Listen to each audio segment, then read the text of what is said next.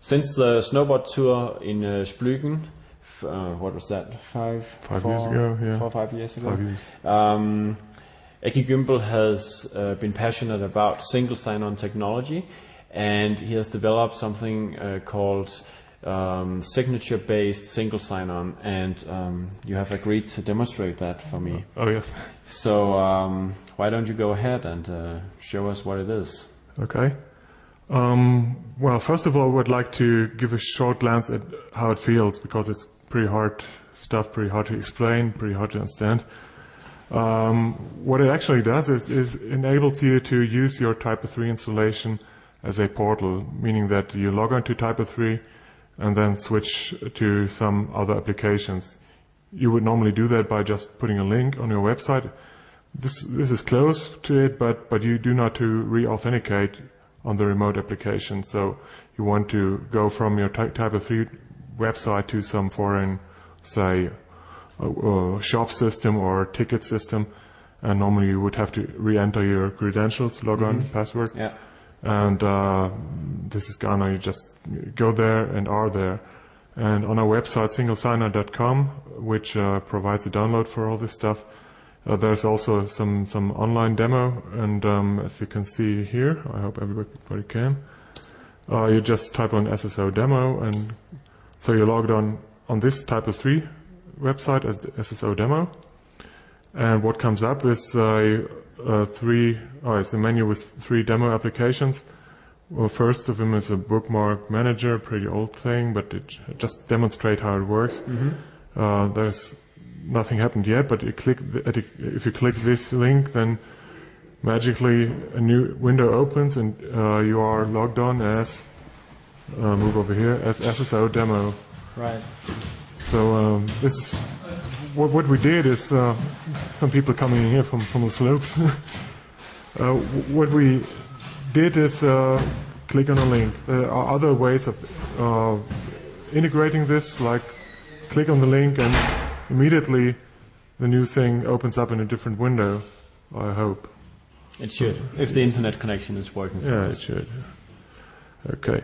What is behind this is that this is not just a simple link, but included with the link there's some additional information, like what username you have, and also some security stuff. And most important, it's a signature that comes from the TYPO3 server, right, and that actually authorize or confirms that you are the one that is contained in the link. And then there's some magic stuff coming up, and it redirects you to the normal Mantis site in this case. You may have seen that on typo3.org the same technology is used for the ticket system and for other stuff as well. That's right. So actually, if you go to Mantis on box.typo3.org, you will be directed to typo3.org to log in and redirected back again. Exactly. So but you could just log on Typo3 and then go. And go to there. Yeah, that would be the normal way. Okay. Other ways, what I'm trying to do here is OWL, and that should open up inside this website as an iframe, but that is basically just another way to visualize the same technology. Okay, well, let's look a bit deeper on how it works.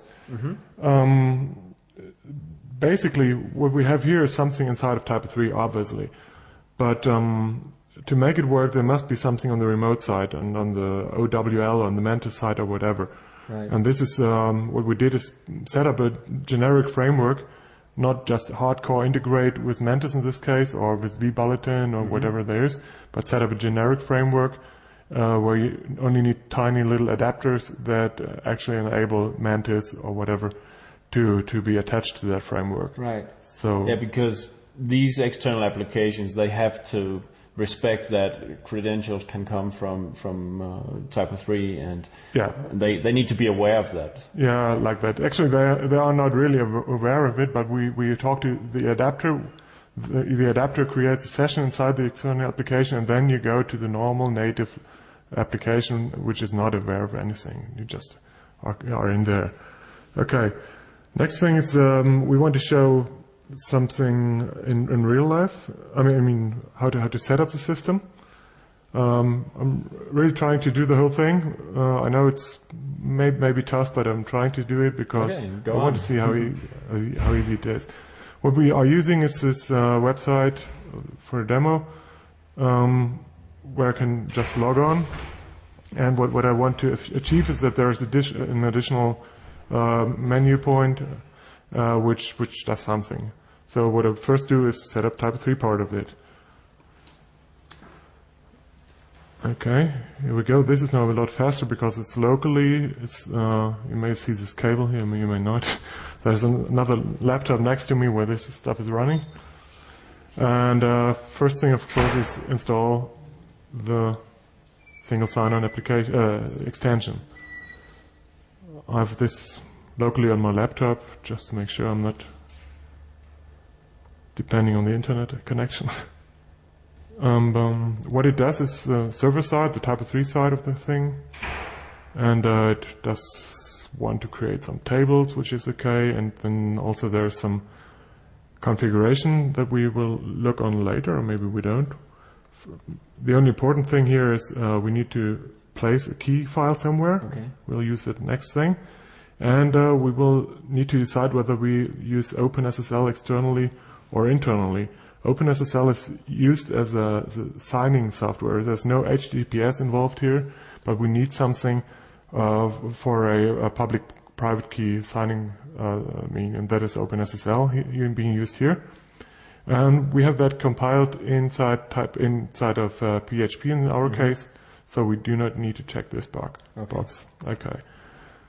So this is that part. Next thing is we want to create the key pair for the signing stuff. And I prepared some copy and paste thing here,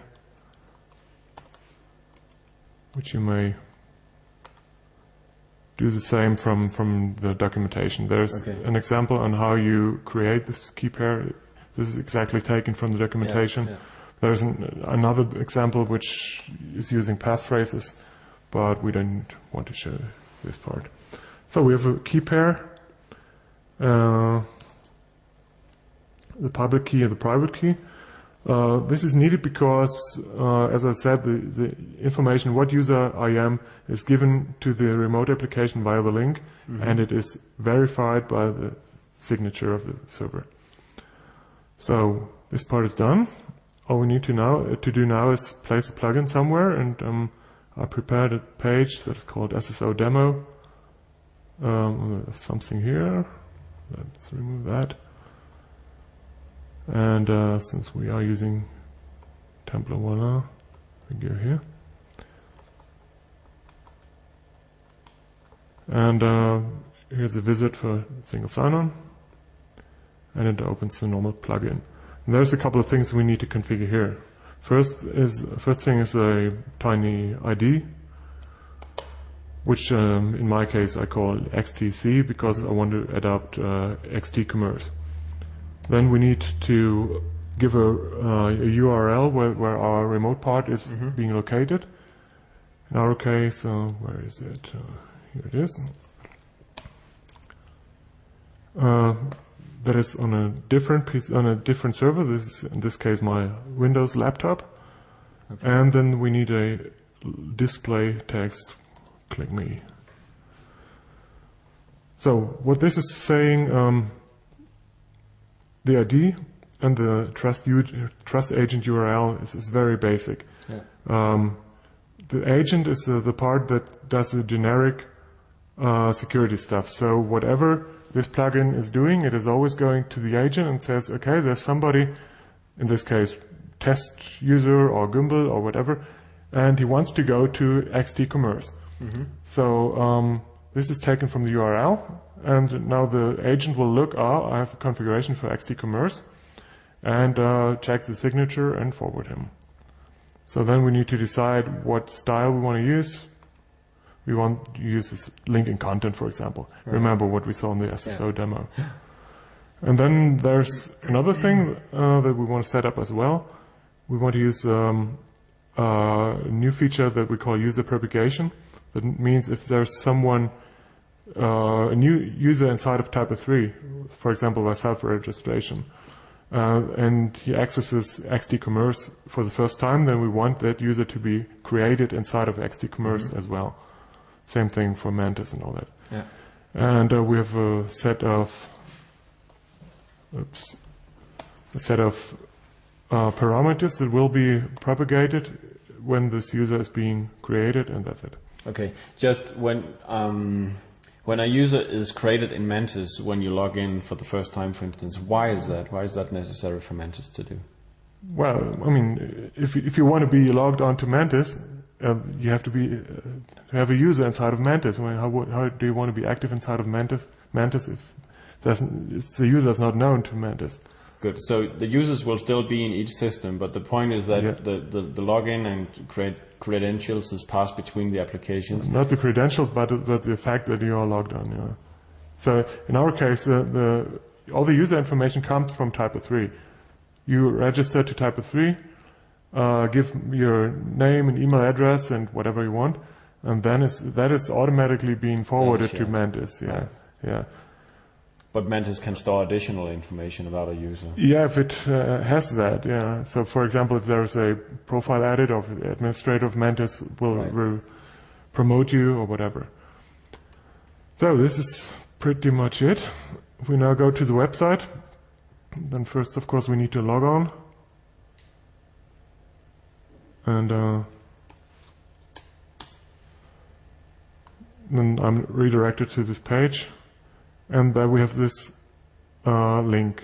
If we now look to the status line, then I hope you can see there's a user equals tester1, and the third-party application ID equals XTC, XD-Commerce, and all that, and expiration date, and things like that. So this is already done. But if I click this now, then probably nothing will happen because there's nothing set up on the remote side. Okay. So let's do that quickly. This laptop here is running on Windows, so what I do is just use the Windows Explorer to do things. First thing is place this remote agent, this SSO agent, in the document root or wherever I want it. And I can go back to here and try and error. Yeah. So next thing, it wants its config file. It's not there yet, of course, and I want to place it somewhere. I've prepared things, and I also have prepared a directory called CSSO, and put the config file, for example, here. And going back here, and nothing's changed. That is because this piece of code does not expect the config file that place. Okay. So what I have to do, this is the only thing I do inside of the code. Normally that would be whatever. Normally on a Linux system you wouldn't edit this. Right. But this is all in documentation, of course, and so this is where my config file lives. I think it's called sso.conf. Yep. So, let's see what happens. Okay, file access error log file. So we may need to look inside the config file and set up things correctly for Windows. So first thing is, where's the key file? We want to put that to etc as well. And then there are more directories that need to be set up, like a temporary directory and a log directory, as we just saw. We put all this underneath a common directory called CSSO inside of Windows, but you can do whatever you want, of course. Okay, last things, we are on a Windows server, so we put one here, I don't know why that is. And even here we don't want to use external OpenSSL inside of Windows. You can always just load the module inside PHP-ini, right, and then it's there. So next, try and error, what's going on? Oh, it does not know the TPA ID. Okay. That is this tiny XTC that I entered inside of the plugin. So back to the config file. This is just a sample file which comes with the adapter, with the agent, and there are some example configurations for other TPA IDs like chat, PHP, BB, whatever. And I prepared the correct line for XTC. This all basically depends on what technology you're using. XT Commerce is also PHP, so there's something being included here. Okay. And it gives something else, some redirect URL. There may be others, like OTRS is a Perl thing, so what we use is just a system call, a command line call. And if I, for example, want to attach a Java thing, then I wouldn't use this SSO agent, but a Java SSO agent, which is there. Right. Okay, next thing. So now we are at the actual key file, which we had created inside of the Linux server, but which is not yet on this laptop where XT Commerce resides. So I go back to the server, look at the key file.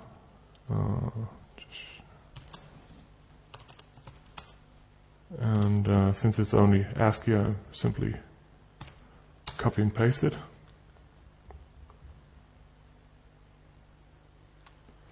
And it needs to be inside of the Windows system, of course.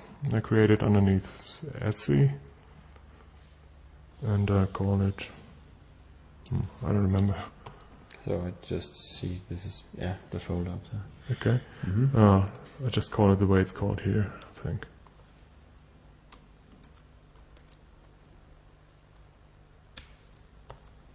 Okay. Right, so the key is under server. The key's there. So, next try. Good. So we have the key file. So what else do we need? We have this adapter, the agent that does all the security stuff. We have it set up. What we have not yet placed is the adapter that knows XTC, or XT Commerce, of course. So you can download all this stuff from singlesigner.com. And so on that website you placed all the parts involved in this? Yeah, which is basically the extension, the same as in the tear, and the agent coming with a sample config file, and all the adapters, and every adapter brings its own documentation, of course. Right, okay. Yeah, that sounds like a little more than could fit into the TR or download website or page on TYPO3. So this is actually the adapter, index SSO, or whatever you want to call it, and we place it to the application directory, and the application directory lives in XT Commerce. Yeah. There it is. So now it's Good. To tell the truth, you may need some configuration inside of the adapter, because you want to configure what is a default group for a user coming in, all that. Yeah. I did all that, so it's in the docs, and it's all related to what you're using. Okay. So now everything should be set up fine. We have that adapter set up. We have the agent set up. So this is hopefully the final try. And there we go. Right. Welcome. So single sign on. Single sign on, yeah. And when you now go to this, go to this view, to my user, and change anything and go back to XT Commerce, then I cannot write Skårhøj. This is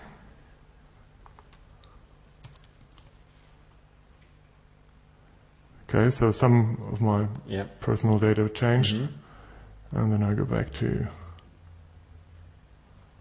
XTC, and it's being propagated here. And even all the other stuff that is the personal profile. Okay, let's talk a little about who has been using this, or what the community response has been on this work. Yeah, well, this thing has been out pretty long, for quite a long while, and over the years it has developed. First, of course, we did develop this because we wanted it for ourselves, and because we did think it's a cool feature for TYPO3. And in the first 2 years, it was only like 10 installations that we know of. And also we didn't know of who was using it because we didn't have any logon, or so people just downloaded from the site. What we now have is a logon on the singlesignon.com website. And so we see that like 20 users per month are downloading this thing, and we get some response. And of course, we also get some questions. There's a little forum and FAQ and stuff like that. Right. And I get a very, very positive response and emails from people who are using it successfully, and I get a lot of requests.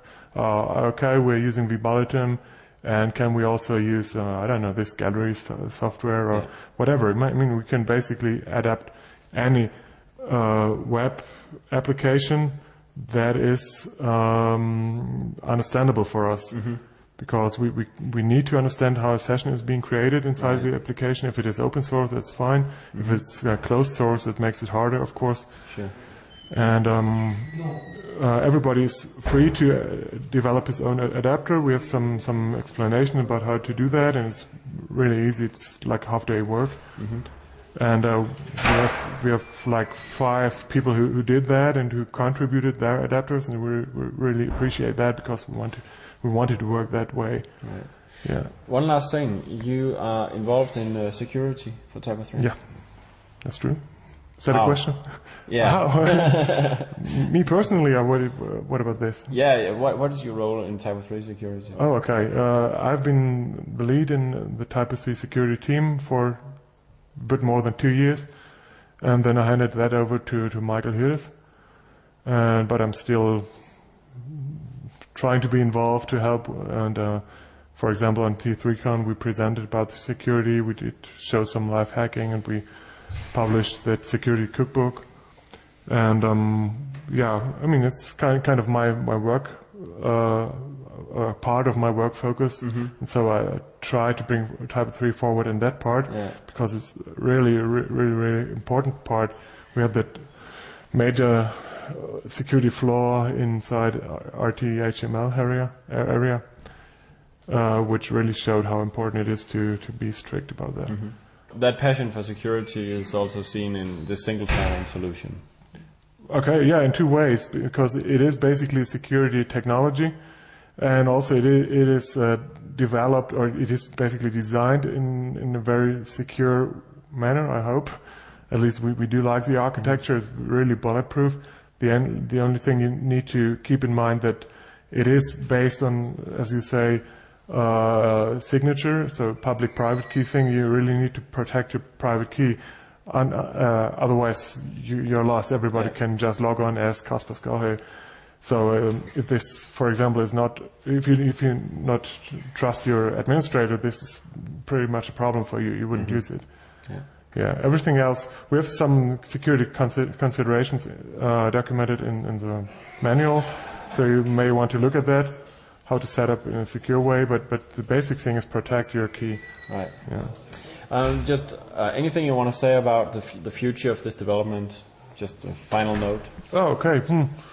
Well, it's all spare time, but we think it's a really neat architecture, and I think it may have a great future. It is a lot more than we see today. For example, there could be other servers involved, not only TYPO3. It could be done by reverse proxies, by native Apache, by other CMSs, and so on. So there are still some visions too. Absolutely. Yeah, there are also generic adapters that we have in mind, like for application servers or, again, for Apache itself.